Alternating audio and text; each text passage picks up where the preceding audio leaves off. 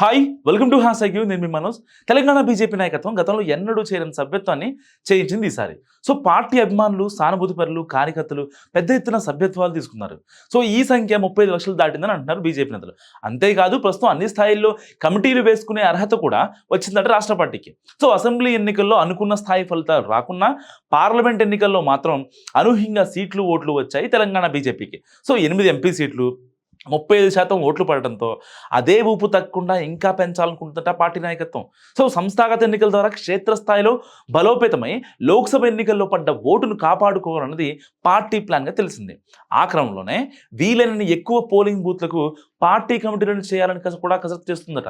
So తెలంగాణలో మొత్తం 36,000 polling బూతులుంటే కనీసం 25,000కైనా కమిటీలు వేయాలని టార్గెట్ పెట్టుకున్నట్టు సమాచారం. సో అయితే క్షేత్రస్థాయిలో అలాంటి వాతావరణం ఉందా? అసలు కార్యకర్తలుగా ఆ మేరకు ఉత్సాహం చూపుతున్నారా అంటే తక్కువ ఎస్ అని చెప్పలేని పరిస్థితి పార్టీ వర్గాలది. సో ఇటు పొలిటికల్ పాయింట్స్ కూడా అదే పరిస్థితి అండ్ పార్టీ వర్గాల్లో కూడా అదే పరిస్థితి. అందుకే రాష్ట్ర నాయకత్వం ఈ విషయంలో చాలా సీరియస్గా ఉండాలనుకుంటుంది. సో బూత్ కమిటీలను తూతూ మంత్రంగా కాకుండా స్థానిక సంస్థల ఎన్నికల్లో పనికి వచ్చేలా ఏర్పాటు చేయాలని కింది స్థాయి నాయకులకు సూచించినట్టుగా తెలుస్తుంది. ఇప్పటిదాకా బీజేపీకి అర్బన్ పార్టీ ఇమేజ్ ఉండేది. అయితే గత అసెంబ్లీ ఎన్నికల్లో అది కాస్త మారి గ్రామీణ ప్రాంతాల్లో కూడా పుంజుకుంటున్న సూచనలు కనిపించాయి. అందుకే ఈసారి స్థానిక సంస్థల ఎన్నికల్ని లైట్ తీసుకోకుండా సీరియస్గా వర్కౌట్ చేయాలని నిర్ణయించారట పార్టీ పెద్దలు. అందుకే ఈటెల రాజేందర్ లాంటి సీనియర్స్తో ఒక పార్టీ కమిటీని కూడా వేశారు. సంస్థాగత ఎన్నికలను డిసెంబర్లో పూర్తి చేయాలన్న ప్లాన్లో ఉంది తెలంగాణ బీజేపీ.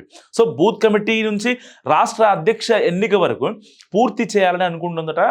సో ఆలస్యం కాకుండా ఎట్టి పరిస్థితుల్లో వీలైనంత త్వరగా ఈ ప్రక్రియను పూర్తి చేసినందుకు వర్క్షాప్స్ కూడా నిర్వహిస్తుంది బీజేపీ పార్టీ. సో తాము ఎంత సీరియస్గా ఉన్నామో ఈ వర్క్షాప్ ద్వారా తెలియజేసే ప్రయత్నం చేస్తుంది రాష్ట్ర నాయకత్వం. సో ఇప్పటిదాకా సీరియస్నెస్ అనేది కొంచెం లోపించింది కాబట్టి ఈ వర్క్షాప్స్.